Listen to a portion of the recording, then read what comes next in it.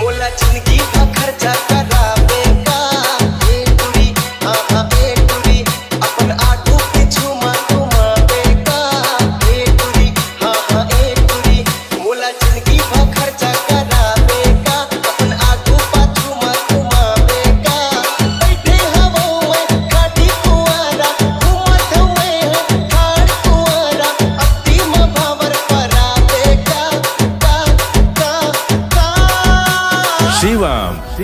ए रानी सुन ना वो काय रे तुरा बोला अपन के डोका बनावे का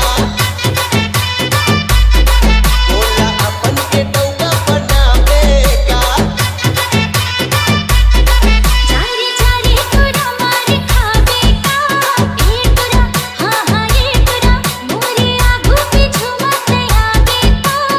ए तुरा हां ए तुरा जारे जारे तुरा मारे खावे का मोरे आगू पीछू मत आवे का तोरे सही लाखों ने डोका बनाई तोरे सही लाखों ने डोका बनाई जारे पर हट जारे जा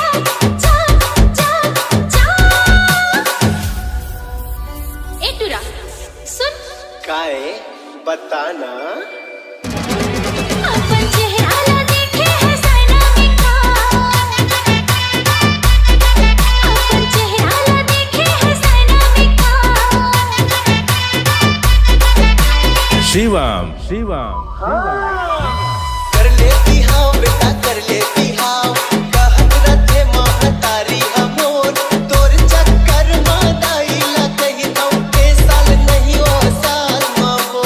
तोर चक्कर मादाइला कही दऊ के साल नहीं ओ साल मामो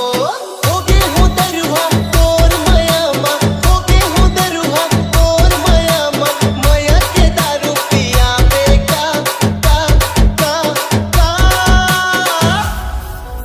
ए रानी मान जाना वो